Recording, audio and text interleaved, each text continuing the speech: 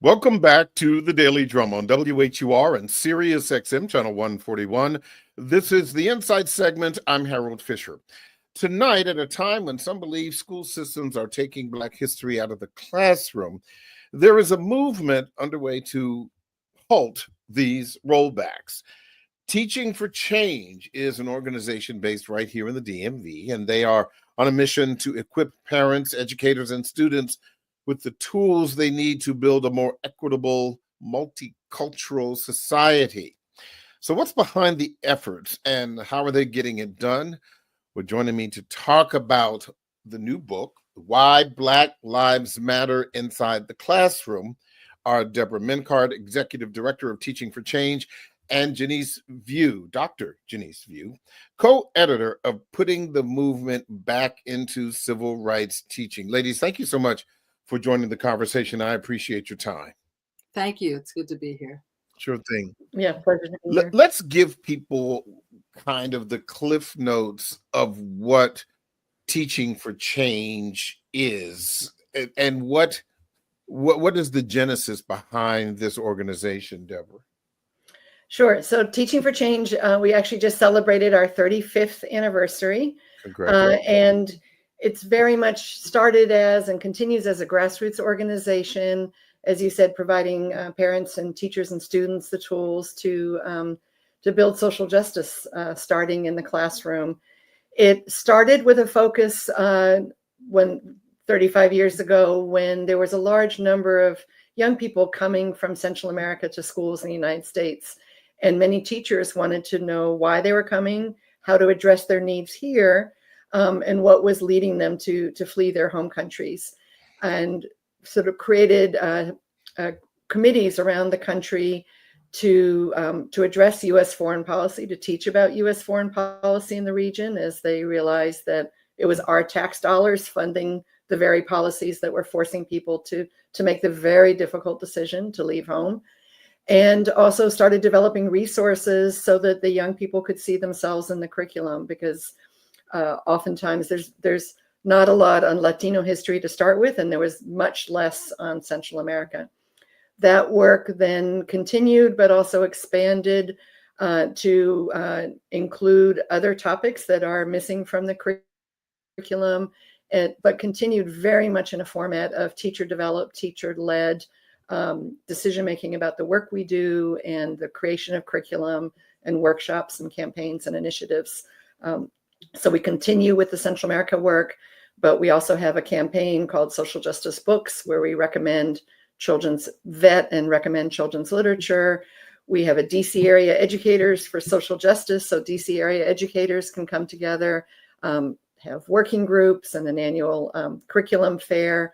We participate actively in the Black Lives Matter at School Week of Action.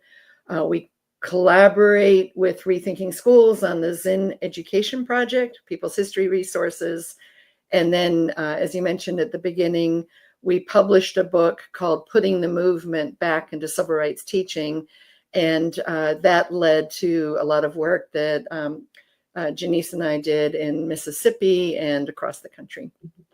Fascinating. And later on, I do want to take an opportunity, Deborah, to drill down on some of the many resources that Teaching for Change is providing. And as a matter of fact, for those of you who are listening or happen to be watching this on our website, the website for Teaching for Change is teachingforchange.org. That's teachingforchange.org. I think you will find this website and some of the things that this organization is doing to be quite fascinating. And to that point, Janice, I do want to ask you about putting the movement back into civil rights teaching. Why this book? Talk to me about that. That's interesting. So I spent 15 years as a faculty member at George Mason University in the Graduate School of Education. And it was a program for people who were already certified classroom teachers who were wanting to deepen their skills and wanted a master's degree. my history, my research area was history education. So those were the things that came together actually after the publication of the book. I had already been doing a lot of that work with community-based organizations around the country that were engaged in social change work. How do you bring education together with organizing to seek change? There was this conversation about this thing called the Civil Rights Movement. And so by the time the book was first published in 2004, there was a generation of teachers who weren't even born, who hadn't lived it, might not have known anybody who had been active, but wanted to do a responsible job of teaching. And so there was a conference that Teaching for Change actually sponsored. I think it was at Howard University, right, Deborah? A multi-day conference where civil rights veterans came to speak, people from the labor movements, from all kinds of pieces and component parts of what is now known as the civil rights movement, came together to share their stories, to talk about how to teach it in a way that was more robust and more responsible. The thing I always say is that you ask anybody, what did Dr. King say? And he only ever said 4 words, I have a dream. You ask people, who was Rosa Parks? She was an old woman who was tired and sat down on the back of a bus. You ask who Malcolm X was, he was Dr. King's evil twin. So if there was this poster, like a movie poster, it would have King swooping up Rosa Parks and Malcolm X in the background. That would be sort of the trope, the stereotype. Even in 2004, people who were closer to that time period still had forgotten a lot of the details, a lot of the nuance, a lot of the depth. And so the conference was the first step toward elevating the conversation. Everybody said at the conference, we should do a book. We should do a book. And Deborah's like, no, we can't do a book. We can't do it. It was like, no, we should do a book. It took a minute. It took about 3 years, actually, before it was published in 2004, and was an instant hit. It was gobbled up by teachers, by community groups, by houses of worship, saying, wow, this is accessible. It's not an academic text. It has primary sources. It's rooted in good history pedagogy. It offers visuals, and so it served well the needs of people in that time. And in the subsequent 20 years since the first publication, we knew that we had to update it. We knew that a lot of things had happened since 2004 that required another look at how to put the movement back into civil rights teaching. So that's where the second edition came from. So let me ask you this. I mean, I know you mentioned, for example, graduate students and the like, but more broadly, who is this book for? Mm-hmm, mm-hmm. Well, I think I mentioned, there were sort of community-based programs that were running after-school programs that are using the book. Houses of worship that want to figure out how do we incorporate our theology with this kind of understanding of this movement that was so impactful in this country. Journalists, other folks who wanted to understand the history in a way that, as I say, is accessible, and helps them understand. So I would say that today, in states where schools are not allowed to teach some of this content, there are parent groups, there are church-based groups, there are community groups that are using a book like this. It's not a textbook, right? But using a book like this to help share the story and connect it more broadly with people in their own communities. I mean, that's the other piece of what we tried to do with the book, was to say, it wasn't just Dr. King and Rosa Parks. There were a whole lot of people people who have never told you their story, but who are right next door to you, right? Go to your church, who were part of the telling of the story. And this is an opportunity to learn more from them as well. Deborah, one of the things in looking at what Teaching for Change does, and you mentioned, kind of partnering with the DC public school system, what what role is Teaching for Change playing with the DC public school system? Is it a more muscular role, or is it kind of outside of that? How would you characterize it? No, we've had a long-standing collaborative relationship with DCPS and with people surrounding the DMV, surrounding school districts, and also nationally. With DCPS, we currently work very closely with the social studies department and the music department. With social studies, they promote all the events, encourage teachers to go to our PD, because all the resources, the lessons and the classes we offer are all free. Our commitment to teachers is they're the ones doing the work of figuring out how to bring these resources into the classroom. They're already, as we all know, spending money out of their own pockets for supplies, taking time on the weekends to get ready for classes. So our commitment is to raise the funds to make sure that nothing that we offer, they need to pay for. And so DCPS often promotes the event. For example, we just partnered with the Smithsonian National Museum of African American History and Culture to host an event about Freedom Was in Sight, a fabulous new graphic novel about Reconstruction in DC. And so we co-hosted the event. Every person coming to that event at NMAC got a free copy of the book. DCPS promoted it. We also work with the music department because we have a whole initiative on teaching about go-go, Teach the Beat, that started a number of years ago when we had hosted Charles Stevenson, the author of the book, co-author of the book about go-go, and came to find out that go-go is not in the DC history textbook, even though it started in not only in DC, but really in DC schools. And so we have a program where we raise funds to bring go-go artists into classrooms.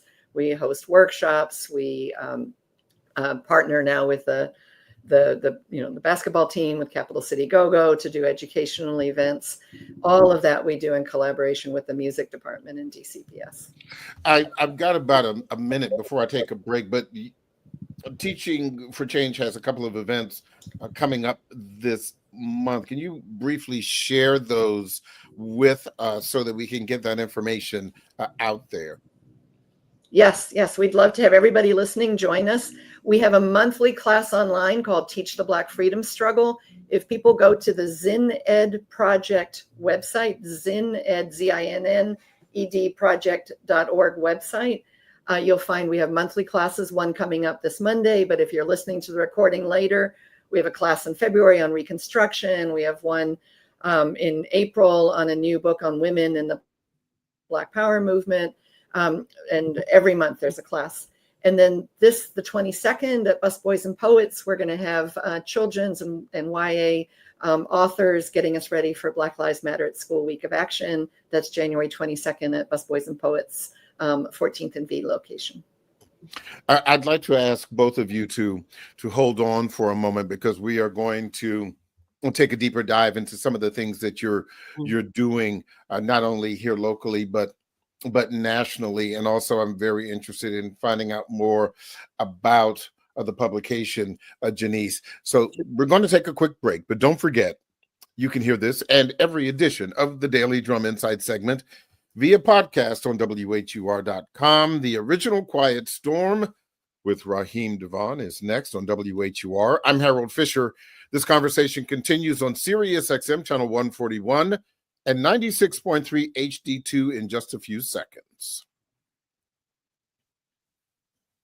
Welcome back to the Daily Drum on Sirius XM channel 141. I'm Harold Fisher. Tonight we are continuing our conversation with Teaching for Change. This is a DMV-based organization on a mission to equip parents, educators, and students with the tools they need to build a much more equitable, multicultural society. My guests tonight are Dr. Janice View, co-editor of the book Putting the Movement Back into Civil Rights Teaching, and Deborah Mincart. She is the executive director for Teaching for Change.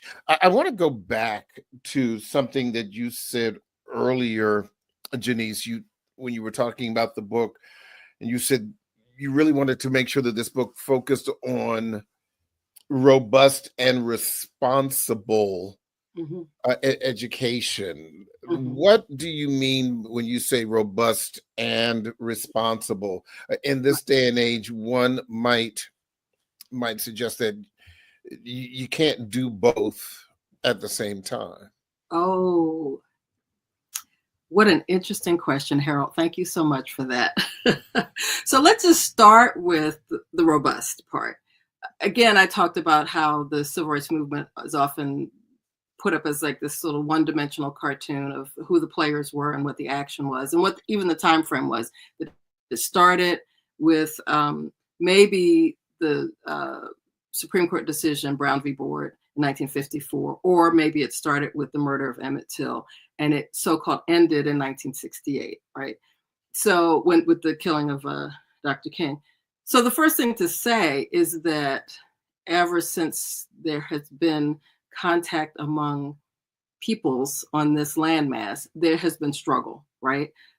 European arrival in North America, enslavement of Africans, from the very beginning, there's been struggle. And so to cast the civil rights movement as something that only happened in a, 12-year time period, and that otherwise people were docile and accepting of everything that was happening, is a false representation. And so that's part of the robustness, breaking open the time frame. It's also then we're deliberate about looking through very particular lenses when we consider what kind of material and what approach we wanted to take to putting the book together. We want to make sure to uplift the stories of women, because women are the backbone of so many social movements, and particularly the civil rights movement. You see the men, you see them in front of the cameras, you see the photographs in the newspapers and so forth. Sometimes you see the women, but often not, because they're doing a lot of that background work. So who were the women? What were they doing? Who are the youth?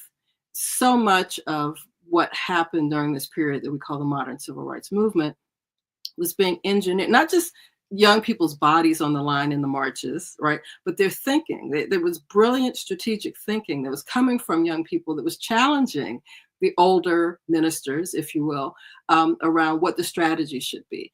Women, young people, organizing. The fact that we think of the civil rights movement as the televised version that we see. And for decades, centuries before that, there was organizing. But even in the moment, there was organizing that was not glamorous, was not televised. You know, the revolution will not be televised. All of that. That organizing is its own task. It has its own parameters and mandates that you don't see. Some of it is boring, but necessary, right? Work. So to what extent does the social change happen as a result of organizing? We then talked about culture. The culture from which the civil rights movement emerged, and the culture that the civil rights movement created, right?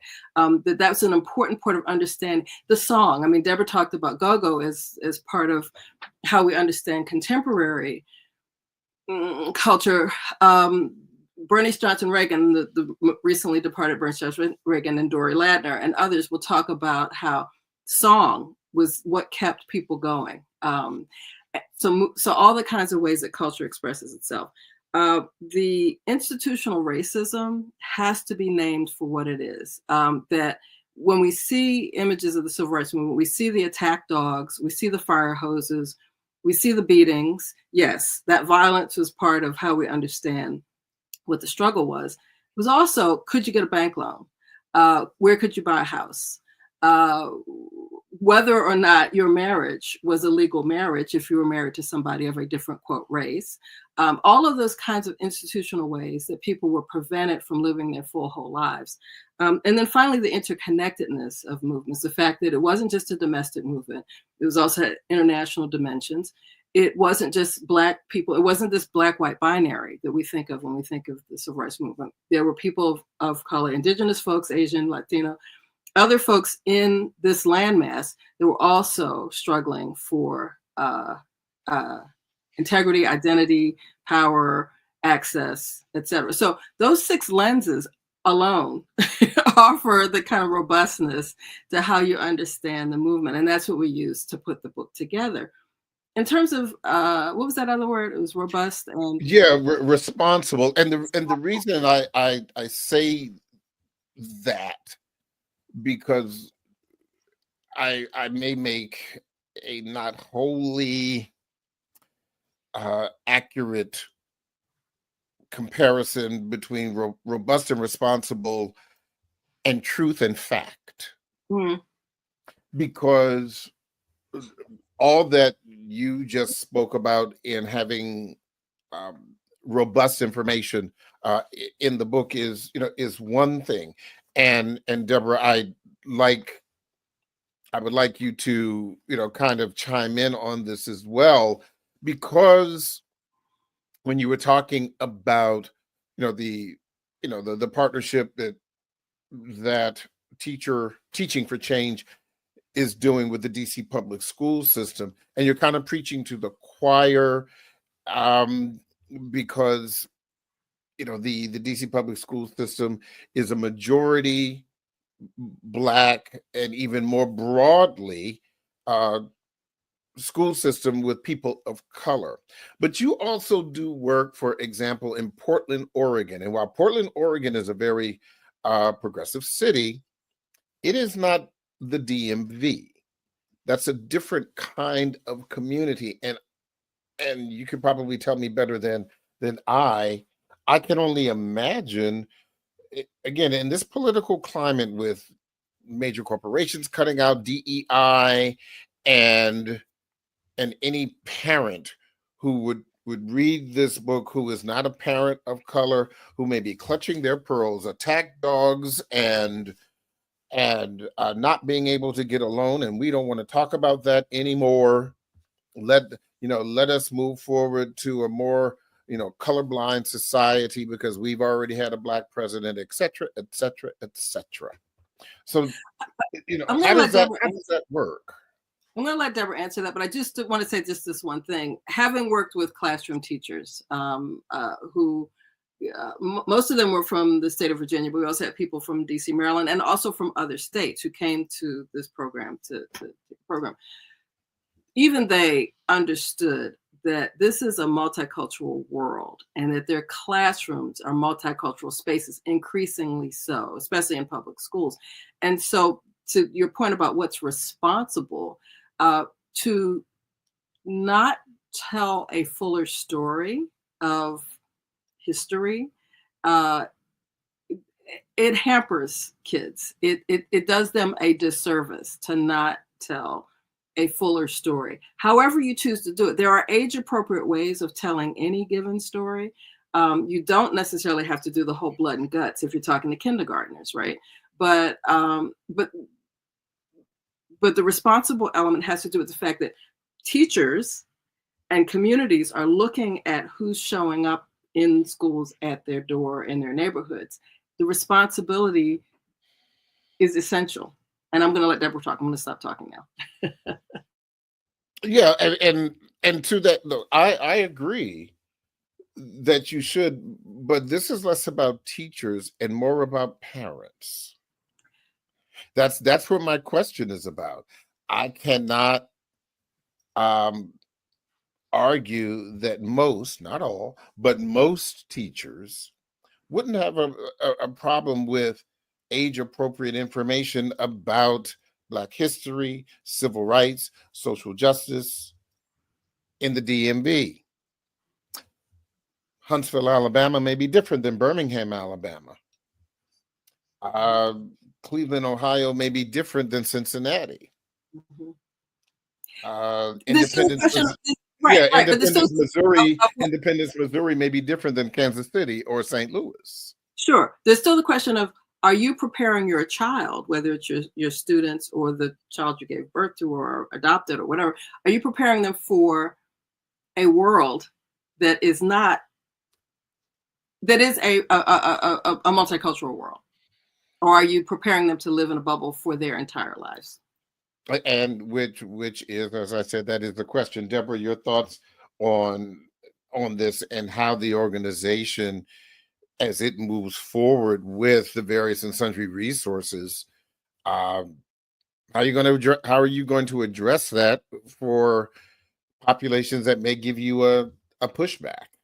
Yes. And I agree with everything that's been said. I mean, the responsible thing is to prepare young people to ask questions. I think we're all feeling in mourning really about what's happening in Los Angeles right now. And the media is not doing enough to look at the root causes of that. They're just talking about fires and wind, but let's talk about, the greed of the fossil fuel industry and the politicians. And so young people critically need to ask questions to ensure us a safer future. I would say the mainstream press has liked to describe the issue as parents. Moms for Liberty literally has moms in the name, but these are very powerful right-wing forces that try to legitimate their arguments and make them seem grassroots, but it's very much people in power who want to stay in power. And so they try to scare people and they use fear. And the fear and the chilling effect, sadly, we don't have to look as far as Portland, Oregon. It's everywhere. A teacher, a middle school teacher, we know actually a high school teacher in Prince George's County, her principal said, maybe you don't want to use Stamped from the Beginning. Somebody might complain. That's a YA version of Ibram Kendi's Stamped from the Beginning, an award-winning book, and we're talking about Prince George's County. Mm-hmm. But that chilling effect is everywhere.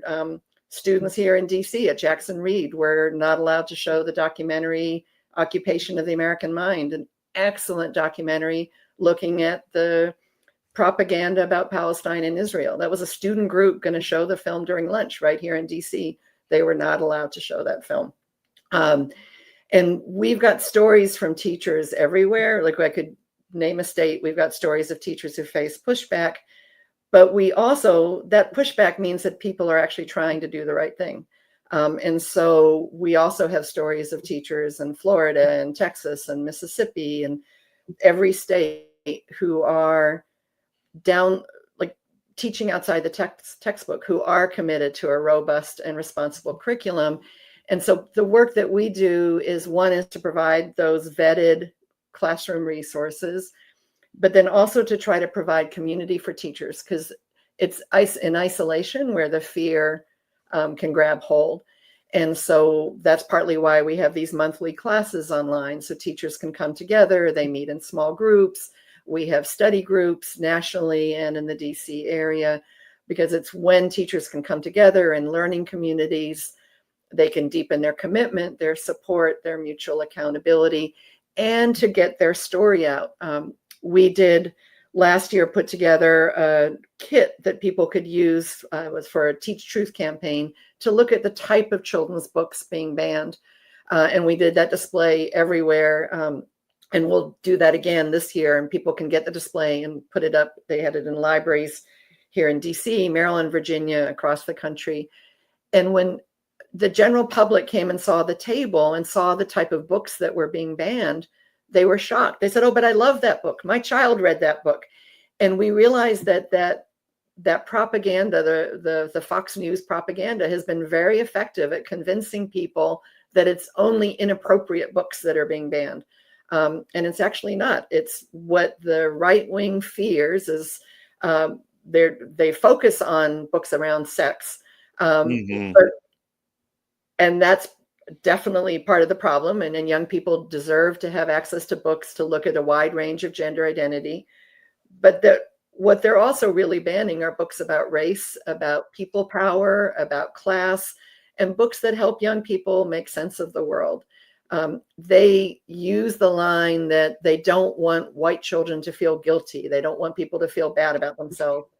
And yet, what we have seen over and over is that when white children are exposed to this history, they start to realize that this is a divide and conquer politics, and that they lose as well. That their power in labor, their power to fight for the climate crisis, their power just to live in a just world is also diminished. And so really what white children, and I think as this whole movement against teaching, honestly, this recent wave of it, came after the uprising, after the murder of George Floyd. Mm-hmm. And it was when the right saw that not only were African Americans and Latinos in the street, but white people were going out and protesting in solidarity. And that's what really scared them, because then they knew with that coalition that they could lose.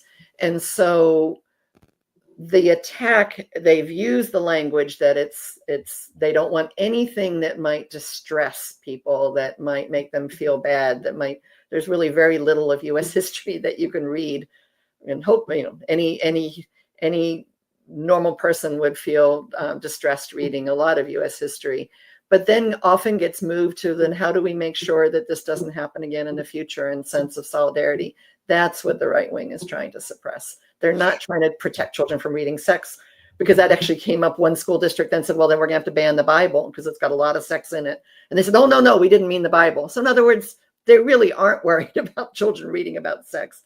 They're worried about them seeing themselves in the curriculum and seeing how to organize for change. And I think also, Janice, when you look at the issue of educating, and you, like you said, you are a long time, educator. And I often wonder, because my parents were and are educators, and my daughter is a teacher in the Prince George's County public school system. Congratulations. So I'm the one that didn't get it right, but I think in the context of this book and the other things that Deborah was speaking about, and it just really hits home, how do you educate or re-educate the myths/legends of, for example, American history, Honest Abe, the George Washington chopped down the cherry tree, and I could go on. Those are the ultra simple examples, but just talking about American history, whether you're talking about chattel slavery, all the way up through the Civil War and World War I and World War II, the Civil Rights Movement, it is not a pristine issue. Right. So first of all, Harold, as a journalist, you are an educator. So don't discount the work that you're doing. It's a part of the education project. Yeah, but I send a lot of kids to the principal's office if they're cutting up in class. So then there's that. But go right ahead, please. And I remember this was just before he died, just before Harold Zinn died, and he was the keynote speaker at the National Council of Social Studies conference, and Deborah and I were there actually. And in the Q&A section, many teachers got up and said, I teach kindergarten, I teach first grade, I teach third grade. I can't possibly teach history in the way that you are advocating in your book, People's History of the United States. And this was, I think, even before the young adult version or the young people's version came out. And he said, you can't lie to kids. You just cannot do that. That's unconscionable, right? And he tried to offer some ways of thinking about that. But I think what we discovered in putting the book together, what I discovered when I taught middle school briefly in DCPS, and what I discovered in talking with teachers and parents about how you share this difficult, challenging history. There are age-appropriate ways of talking about what's not fair. In fact, you don't have to ask a 4-year-old whether they'll tell you what's not fair, right? Mm-hmm. So if you talk about what's fair, what's not fair, if you talk about your feelings getting hurt, if you talk about inclusion, exclusion, there are ways that are age-appropriate to help kids understand the essence of whatever the given historical story is. And middle school teachers will tell you how angry and annoyed they are by the myths that elementary school teachers saddle kids with that they have to then unteach by the time kids get to middle school, and certainly by high school, right? And so if there were a deeper understanding that young people, little people, understand these issues in an age appropriate way, and you build on that knowledge, and you help them understand from the age of 5, some of these stories. We had an author in the book, Maggie Donovan, who was a Student Nonviolent Coordinating Committee, SNCC volunteer. She was white.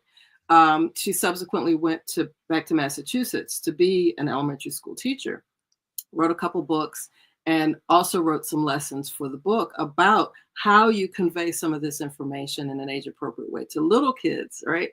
Then you start to build and understand, you build empathy around what injustice looks like. And then you can put the content, you can build the facts on top of those bricks, right? And then by the time you get to middle school, high school, kids are ready for the deep, real stuff.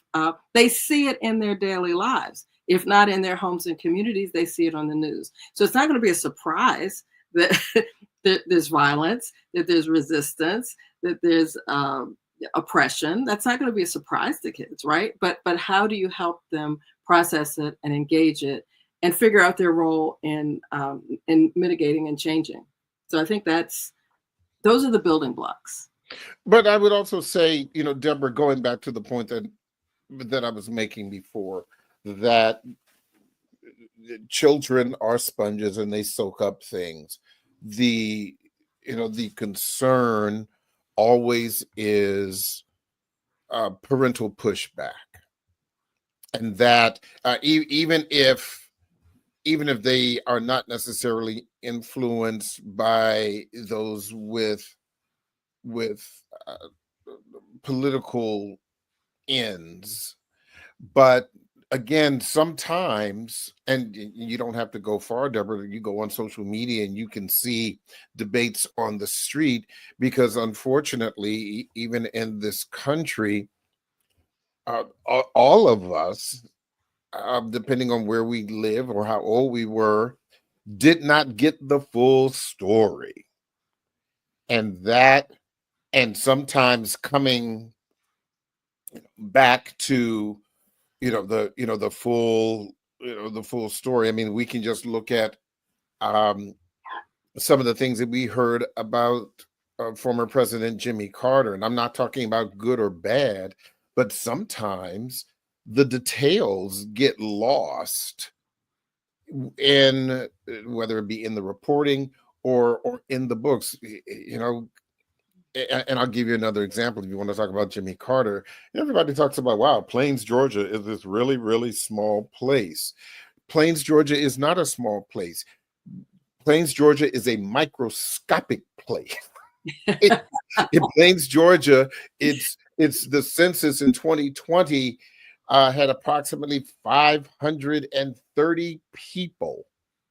And that was in 2020. I don't know how many people were in Plains, Georgia when Jimmy Carter ran for president, but and that is, again, that is a fact as well. And so basically what I'm saying is, when you are talking about some of the things, that you're challenging Islamophobia, that's one of the resources. Black Lives Matter at school, anti-bias, education, preaching to the choir. Bravo, bravo. But not everybody is in the choir, and sometimes you have parents that aren't even in the church. Yes. So I think in every case, one has to consider the setting one's in. Mm-hmm. But again, I think the bigger forces are often, like, most of the book bans are being carried out by 11 people who aren't in any of the districts where they're filing complaints about the books. So I think we also don't want to legitimate this anti, CRT book ban movement as a grassroots movement. It's not. It's well funded. It's Koch brothers. It's Christopher Rufo. It's major MAGA forces. And yes, they spread their propaganda through Fox News and get more people adopting it. But I think that there are also many cases of communities where parents are excited to see their children engaged in learning and asking questions. And if the curriculum is done in such a way that which our lessons are, that young people, regardless of their race, start to see themselves in the curriculum and to see that, yes, we might be pointing out that around the Civil War that everybody says Lincoln freed the slaves. No, the people who were enslaved freed themselves. Mhm. But at the same time, they're learning about white people who were abolitionists, who were allies, who took risks. And so that, or in terms of the civil rights movement, learning about Anne Braden, Virginia WHUR, so that they start to see that it's not as if there are also white people that you can learn from and see as inspiration for change. And so I think, yes, there are cases where, for example, in Georgia, Katie Rinderly, fifth grade teacher, bought a book at the Scholastic Book Fair at her school, read it to her students, and the next day was terminated and then fired.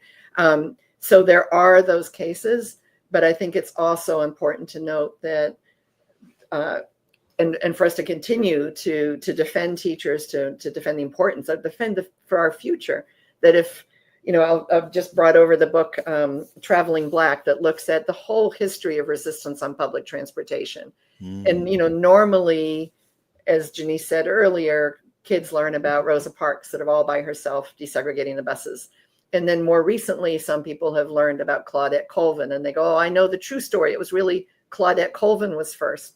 Well, actually, it wasn't either of them were first, because people have been, particularly African Americans, have been protesting on public transportation, going back to the beginning of transportation. So some who are famous, so, Frederick Douglass, Ida B. Wells, Jackie Robinson, but also lots of people's names who we don't know. And if young people only learn that it was Claudette Colvin and Rosa Parks, it's a very disempowering narrative. It's sort of, you have to wait for this hero to come along. Whereas if they learn that, this book here, which I recommended, is actually, we'll have a class with the author in June. So again, that Teach the Black Freedom Struggle class series. Every page in this book is about a different story of people who've been protesting, going to court, public transportation. That's a much more empowering story. It allows people to see the communities, this whole history of resistance. So I think we also need to challenge encourage everyone to listening to the show to challenge the mainstream, like whatever media you listen to. WHUR is doing it, but get the other media to also cover the stories of teachers and communities who are committed to truth telling.